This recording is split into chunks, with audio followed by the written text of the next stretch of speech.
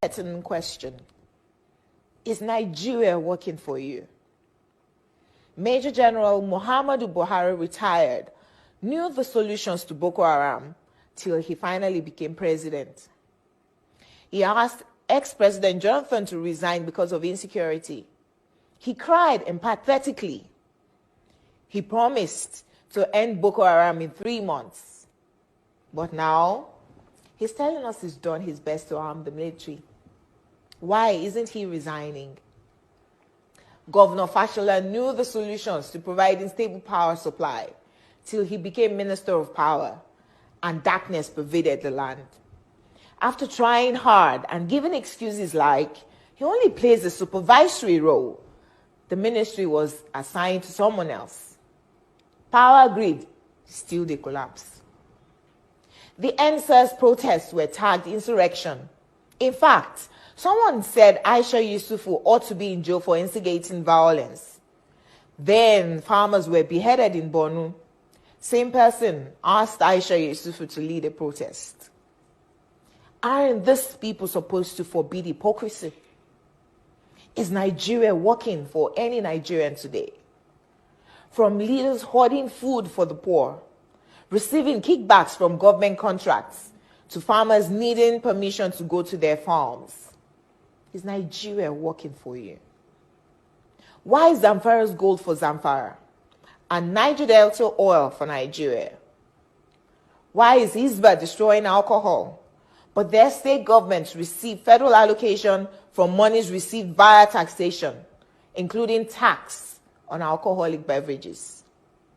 Why are some federal roads abandoned to bandits and kidnappers? Who is in charge of Nigeria's security? The president is talking tough this time. Most times, he's as shocked by the rest of us by the absence of good governance under him. Regardless of his campaign promises and the manifesto of his political party, Nigeria has rolled back in terms of development. From Naira continually losing its value to our recently launched locomotive trains breaking down in the middle of nowhere. Nigeria has to be working for some people, though. The government can do no wrong.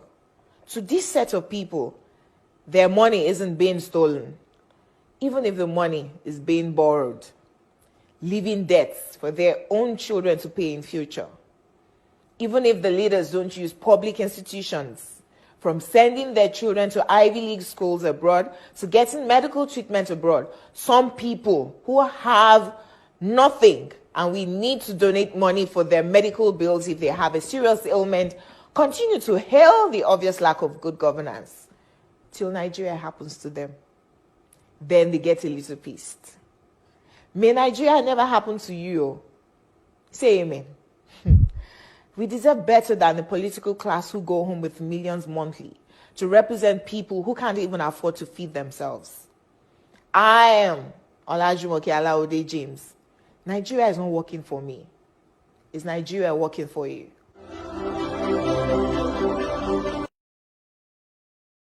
If Nigerians listen very well, the president, when he came to power, said, I'm for nobody, I'm for everybody, which is what he should be.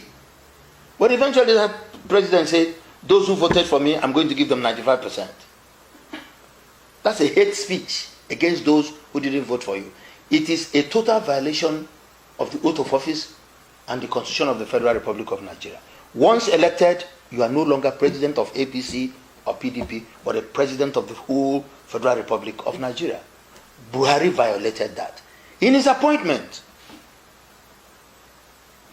there are 14 heads of security agencies in the country. 11 are from the north, 2 from the southwest, and 1 chief of naval staff from the south-south. Nobody from the southeast. Is that not hate? That is not even hate speech, it is hate action.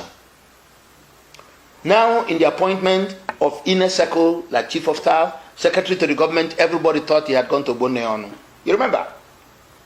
And he did his usual thing. So we began to see nepotism on the part of a president. We began to see hate, which translated into marginalization, clearly. And There is no armor against the will of a people. You can't suppress any. This is a democracy. People must talk. And they began to talk. That's what they are calling agitation. Yes. If I'm being victimized, I will say it. It's very, very glaring that Buhari has been anti-Igbo, anti-East. And if the reasons are that they didn't vote for him, it's utter rubbish. It's unheard of in the history of any well-known. Trump now will say this person didn't vote for me, therefore you discriminate against them. So the president is the chief sponsor and promoter of the agitation in the Southeast. I have accused him of that. Because if he had a level playing field and treated all Nigerians equally, there would be no justification. But he is the chief sponsor of all the agitations. And then when the agitation started, you expect the father of a nation to call your boys. Come, let us dialogue. He treated them as if they are inconsequential. Dialogue can solve a lot of problems. You don't have to concede, but at least you call them. He said to go to hell. The hell is where all of us are today. So the president mismanaged it, and that is how Boko Haram was also mismanaged. You take an inconsequential, unknown colonel and put him in the prison, he becomes an instant hero. And then you release him and give him terms and conditions, he violates it. Because you have created a hero. The president created this situation. This APC government of Buhari is responsible for the agitations you are seeing all over the country.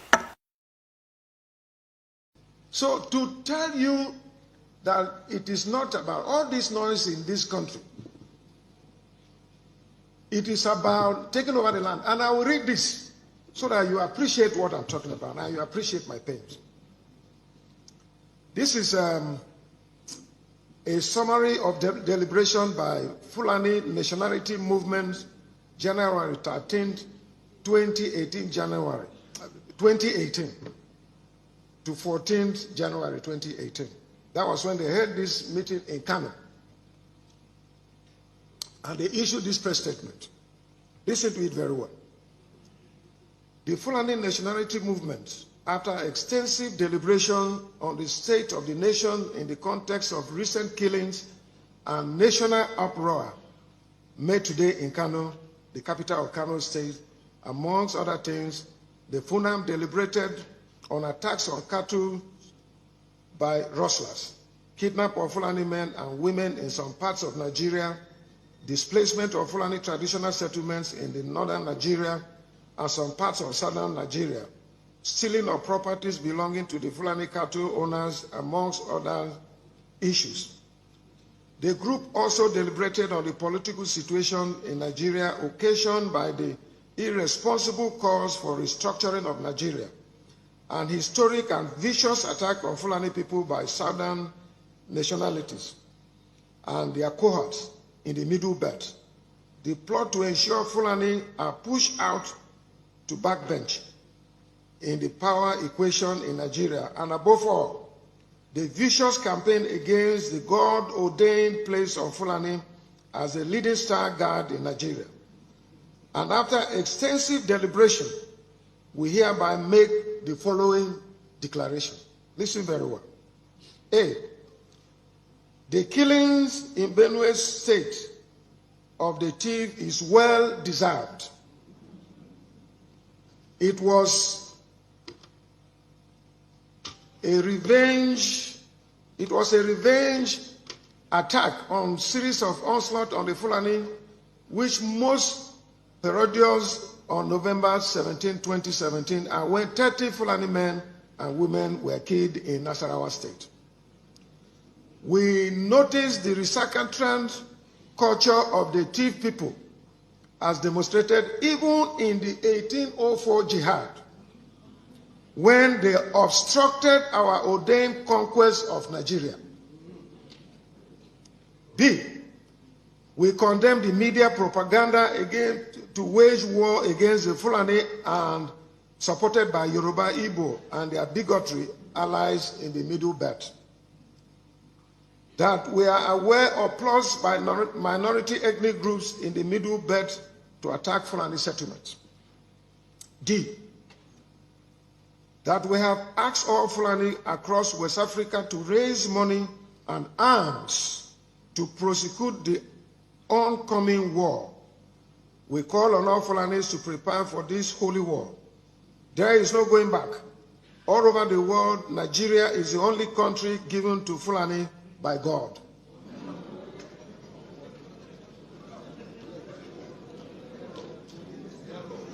Here's something. This was a press conference held in Kano. And this is the copy. It is before the media. It's on social media. We oppose anti-grazing laws which obstruct the ability of Fulani to move freely and stay anywhere in Nigeria.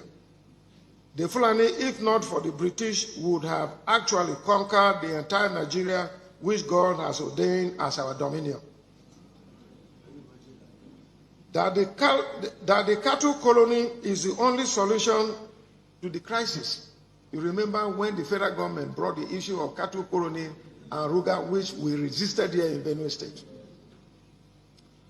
Whether the federal government or state government accept it or not, we must ask all Fulani herdsmen all over West Africa to move to Nigeria to penetrate every corner for the upcoming jihad. You see the reason? We have asked them to be armed, since it seems it is the only language that Nigerians understand. The Nigerian government has failed to protect us. So you see the narrative. We want those who oppose Fulani cattle trade to be cautious of the consequences. We are ready for the worst. We are prepared for war. There is hope for peace if and only if attacks on Fulani herdsmen stop and the Fulani is allowed to settle anywhere that the Fulani choose to settle in Nigeria. We are Nigerians and are free to settle anywhere we desire with our culture, our families, our commons, and our values to the glory of Almighty Allah. Any attempt or attempts to reverse this demand will be met with holy uprising never before seen in the history of Nigeria, and in the scale compared to only with the 1804 jihad. A word is enough for the wise. The Fulani is capable of defending itself. Signed, Badu Salisu Amadu. It has never happened. Let me give you this rundown. As I'm talking to you now, over 16 permanent secretaries who had served their legitimate 35 years in service, who had retired and have collected their pension and are collecting their gratuity, have suddenly been brought back into public service as permanent secretaries, thus collecting a monthly salary, collecting their gratuity every month, collecting their pension every month, having paid their gratuity long ago. Why are they back? It is because they have been participants in the past looting, and being out of the system will not be safe for the current manager of the Nigerian economy, of the Katsina state economy. Secondly, they are also back because they have the permanence, they have the secretary to the government and the governor as people who are either their blood relations, or they are personal friends, or they are own partners in crime. Therefore, keeping them longer outside the system of government will not be safe for them and will be giving the governor and the SSG sleepless nights. Number two, where you have a cashier, there is a cashier called Masaudu. He was a cashier in the government house for 6 years. During his reign as the cashier, he was the closest person to the SSG. And by the last count, they have withdrawn in cash within the period of 5 years over 40 billion naira, with Masaudi's name appearing at every cash collection in tranches of 10 million over the last 5 years.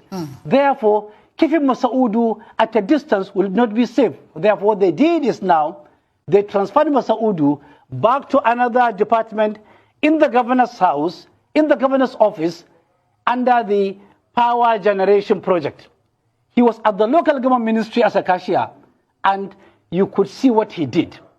Within a day, he will go to the bank 25 times. Access Bank has a branch in Katsina, has a branch in Daura, has a branch in Malumfashi, has a branch in Funtua. Now, in a kind of unbelievable behind-the-scene power, you will see in bank statement the same cashier, Masaudu, have visited Malumfashi with 20 checks of 10 million naira, let's say on 1st January, and he has cashed them. In the same day, he has been to Daura with 32 checks of 10 million naira, cashed them. In the same day, he was in Katsina Central with 28 checks of 10 million naira, cashed them. And in one British in Malumfashi, all on the same bank statements, such that in one day, he will collect 1 billion naira cash. In a total of 1 month, he will collect over 6 billion naira cash. Recently, in a bank, in Access Bank, I have the account, I have the details, I have everything. In between just one account, Katsina State government has 43 bank accounts. In just one account, in 5 years, Masaudu Aliyu collected 11 billion 498 million in cash. One begin to wonder, where is EFCC? Where is NFIU? Where is the central bank? Where is NDIC? Where are all other financial regulating organizations when this nonsense is happening? The tragedy in Katsina is being orchestrated and is being supported by all banks that have Katsina State government account in their banks. They are complicit. They are conniving with government officials to steal people's money for selfish and irresponsible reasons. I will go further again. You have somebody who is just on level 10. Just last week, there were appointments. And incidentally, of the appointment of permanent secretaries, 4 of them are officers below the level 12. But they were upgraded against all clarion calls. Now they are permanent secretaries in court. What will happen to the psychology of their colleagues? What will happen to the psychology of their seniors? What will happen to the psychology of the entire public servants? It is the same system where in the last 9 years, there are people who are called casuals. It is against the level in Nigeria. There are people who are still earning 5,000 naira in Katsina under the nonsense casual payroll. I can continue ad infinitum. Investigate the illicit trade in human organs. The House knows that about 2 weeks ago, acting on information provided by an anonymous source, Chinese authorities seized a ship that sailed from Nigeria with 7,200 refrigerated penises, which were found in 36 boxes labeled as plantain on a ship that harbored at the Shanghai port. The House also notes that the Chinese General Administration of Customs had alerted that an increasingly large number of armed groups in Africa use human organs, which are harvested in unsanitary conditions to finance their nefarious activities. The House recalls that the media was awash a few years ago with horrifying stories of the harvest of organs of Nigerians and other Africans stranded in Libya for sale in Europe, the Middle East, America, and China.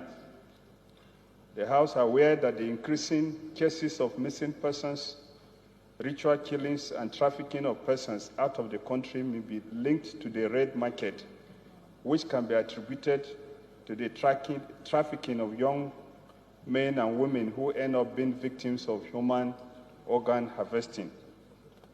Aware also that the increased banditry, kidnappings, and spiraling violence in several parts of the country today make those parts of the country vulnerable and provide safe havens and ready supply channels for these illicit activities. Concerned that harvest of organs can only be done by medical personnel with the aid of rogue public officials. Also concerned that perpetrators of this illicit trade, by the year 2009, were generating between $600 million to $1.2 million profit annually and have been encouraged by poor security situation to use the third world as major suppliers.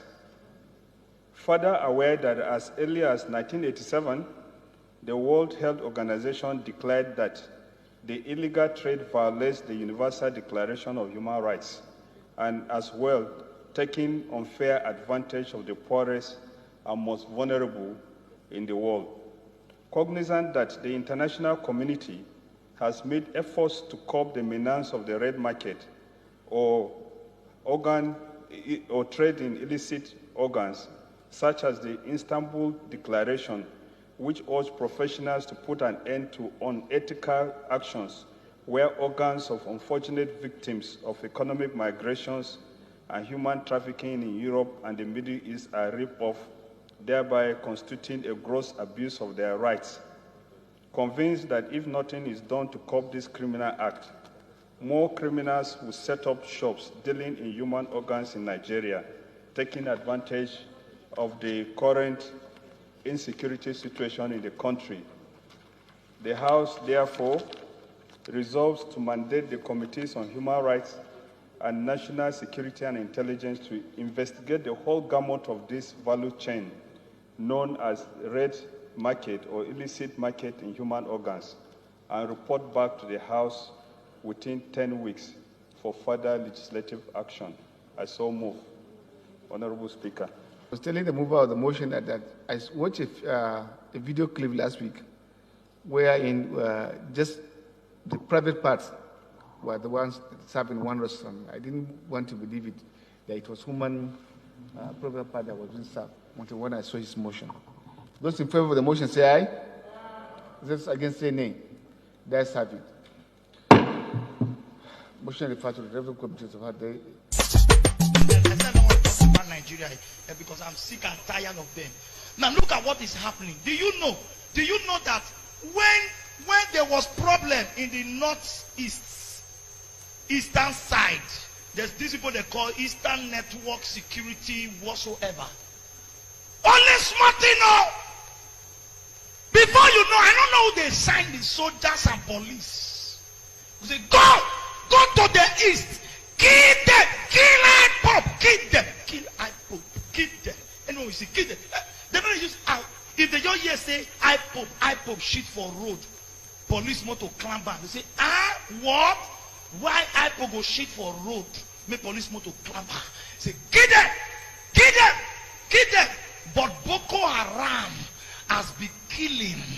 Nobody has sent soldiers to finish them. Are you getting what I am saying? Yes. Nobody has sent anybody to go and attack them. The one that pains me most, I never knew that Enugu governor is as useless as anything I can think in my life. How will you, a governor, you want to demolish a place? Hausa people, I don't know if it's Hausa, some Hausa people or Fulani people, since the truck, since in Enugu, since the truck that they want to use to demolish road, because they say that they get the place, or say that the governor no get right to come demolish that place as far as saying now where they stay. Now they seize the motor, police run, soldier run, all of them run. But if now I pop, do it now, before you know, helicopter they fly up. What do not the fact they say we here say I pop toast one girl and the girl na soldier picking now we walk on bomb everywhere. But when they do their own, nobody will talk. Oh, shocking, man. The reason why I talk like this is because I don't even have mind one day to go to governor's house and look for position. I don't need their help. With their help, without their help, I am who God says I am. Yes, sir. A good father. God said. Look at this. You will try am. Say they can't seize governor motor truck when they want to do road. Police come wrong. Outside people carry knife, come and carry gun. Some Hausa, let me not say Hausa people. They know. Come on, they say they Fulani people. Say no, as I talk to you now, the truck see there for Enugu State. Enugu governor never go do anything. But may just see protester, IPOP family, they just say, we need, what did they talk? What did they even talk for this revolution? Is it revolution?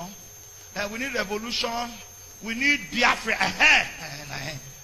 May just say, we need Biafra. Now, Enugu governor will be idiots. Now go carry for say, Mr. President, not be smart, no. IPOP don't start again, no. They don't carry, we need Biafra. After they talk to you, they will carry, they come. Government has to go say, okay, send the helicopter to move. Before you know, they go, they don't kill, they don't say, yes, we kill terrorists. But the one way they northern side, nobody, they dare go there. As I talk to you now, if you get case with any Fulani man, the police can't arrest you. Now, if you reach, you tell police, say, no worry, you know they do case again.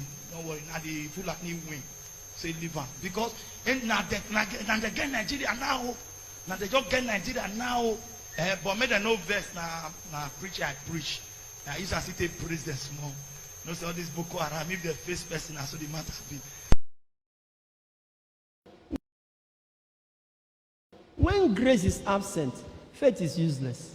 Whatever faith is looking for, where in an area where grace is absent, it can't get it. Nigerian government have spent how many billions of naira looking for oil in the north? Looking for oil. When they have not done anything with the ones that are in the south too. We are told they have spent billions. Meanwhile, the north is a minefield of agricultural grace. The money used for exploring for oil in the north, if Nigerian government had used it to build agro-based industries or even ranching, by now we would even be talking about ranching. They would have built the biggest, most sophisticated ranch in the world.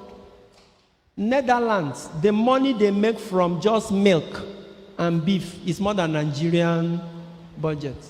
And we have oil. Look at a nation God bless with arable land. We are looking for oil.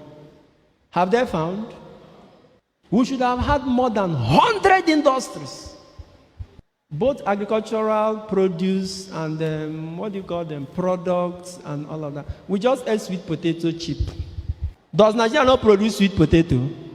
The cheap are just ate sweet. They just dried it and added one or two things. Put it in one fine pack. I wish I came with a pack. But and the money they use in doing the company that produces, I'm not sure it's up to a fraction of what we use, looking for what does not exist. I'm hearing that a governor in the south is spending 10 billion naira to build an ecumenical center, a place of worship for all Christians. I don't know, is it true? I hope it's not true. I read it on Facebook. That's why I'm throwing it to you now. A governor from South, I think it's Akwa Ibom State. Is anybody from Akwa Ibom State here? Is it true? It's true. You also heard it. That your governor wants to spend 10 billion naira to build a worship center. And I'm sure in our hearts we'll be clapping for him. Hey, he's a Christian. How many industries have they built? What are you building another house for in a state where I'm sure you can't count the number of churches? The numbers are too big. God doesn't even know where to stay again. He's confused. You're building another one for what? Do you know how many agro-allied industries 10 billion naira can build? For a state where I'm sure it has among thousands of jobless youth. You will build the church, the jobless people will now come to the church and be praying, not knowing that their job is where they are standing on. Why can't we have sense?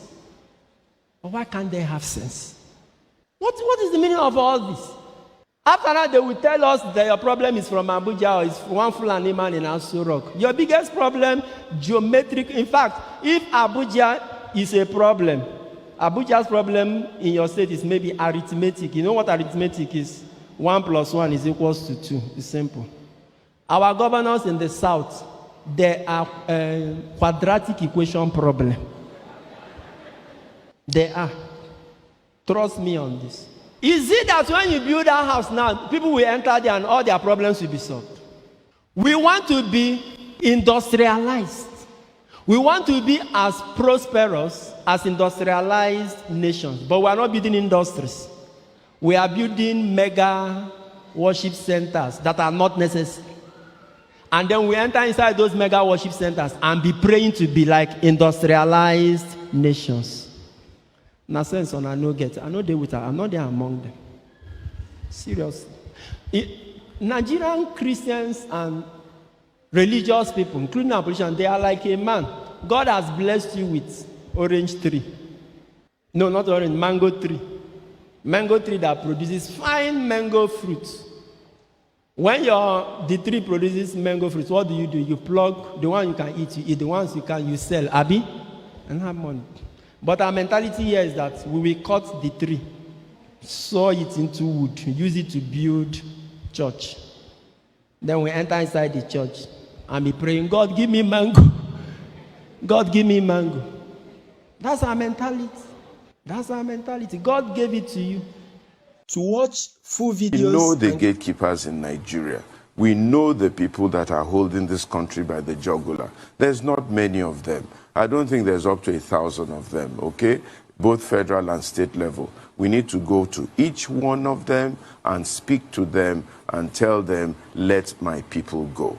You know, to get the people, children of Israel out of Egypt, Moses had to go to Pharaoh and say to Pharaoh, let my people go, so that they may worship God. So we need to go to Aso Rock, tell Buhari, let my people go. If Oshibajo needs to be spoken to, we tell him. We need to tell the chief of staff. We need to tell all the various people working in various government agencies that this is the right thing to do in Nigeria. Why don't you do it? I hear that recommendations go to council. By the time Council, they have increased the prices. What are they doing that for?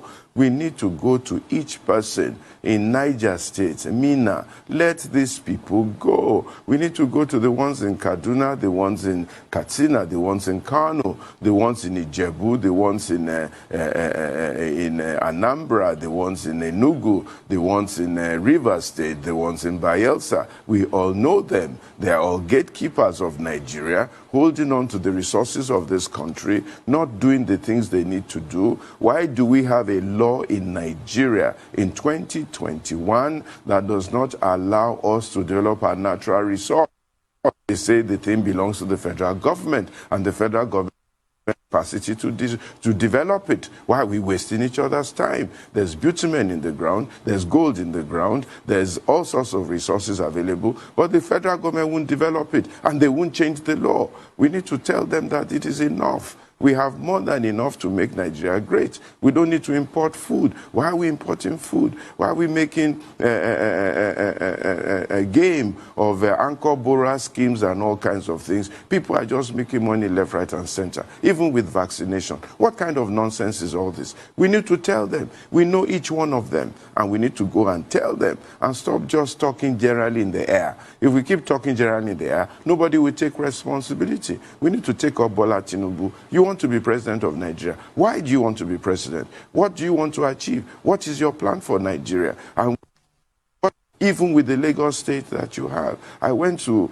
Ajegunle the other day. I went to Bariga the other day. People are living on a slum. They're living on rubbish heap, and we're running all over the place. Why don't we develop Lagos and make sure that everybody in Lagos has a comfortable home, is able to live very well? Why are we running up and down Federal looking for power in Aso?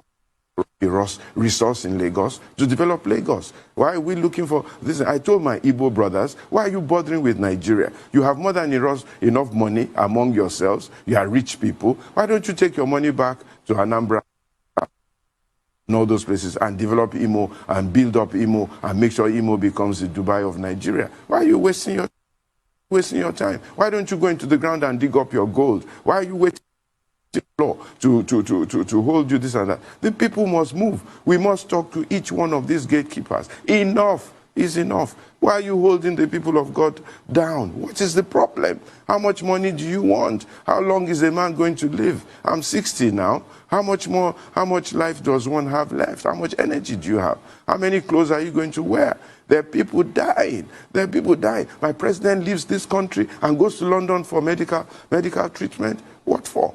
I can only forgive him because of his age. But honestly, why would they do that? Imagine Biden coming to Nigeria saying he's coming to look for medical treatment. What kind of nonsense is that? When some of the best doctors in the world are Nigerians. I can tell you that in his medical protocol, this man, Buhari, there will be at least 4 Nigerians looking after him because they are stranded in England, not being able to come back to Nigeria to use their resource. Nigeria has exported all its competent hands, thrown them into the sea, and they are working for other nations, building other nations. You have 8 Nigerians in Biden's cabinet, 8 of them young people doing all sorts of fantastic things for him, writing his speeches, making his policies. And if those people come to Nigeria, we will frustrate them. They'll be jobless. What kind of nonsense is this? It's enough.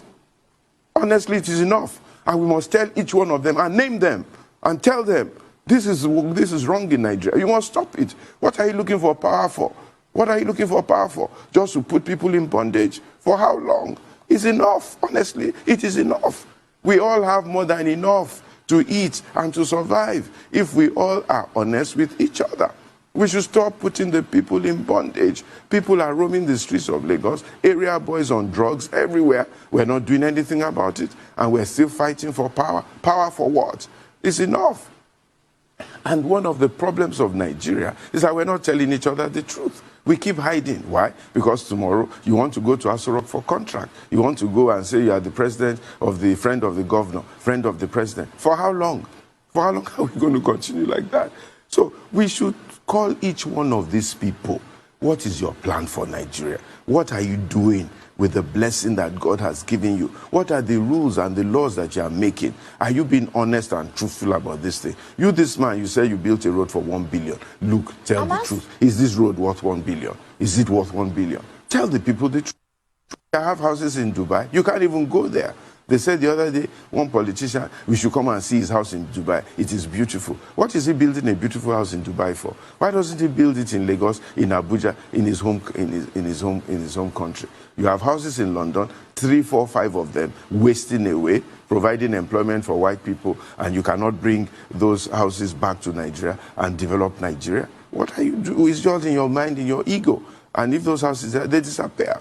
And then we go back to these same British people, these same Americans, begging them for aid and assistance when they were the ones who got us into slavery, who put in laws and rules to make sure that Africa doesn't work. And then you go back to them and you think that stealing your resources, stealing your cocoa, stealing your palm kernel will come and tell you how to work your own country and make your country succeed and survive. You think so? You think it's in their interest that Nigeria will survive? Is it in their interest that your cocoa will work? It is not. I like the governor, the president of Ghana, whatever. He said, I'm not going to export cocoa to Switzerland anymore. I'm not going to export cocoa. He says, if you want to eat chocolates, come to Ghana. Why is Switzerland the chocolate capital of the world? What kind of nonsense is that? How can you have oil in Nigeria, you mine crude oil in Nigeria, and then you take it to London for refining? Who does that? And we're sitting down looking at one another, and people are sabotaging our refineries every day, and we allow them. We allow them. Why should we allow them? We have to speak up. And the problem with Nigeria is that people are not speaking up, and they're not speaking specifically. Everybody is just saying, Nigeria is bad, Nigeria is bad. Who made Nigeria bad? We know them. We call them out. You, this is what you did.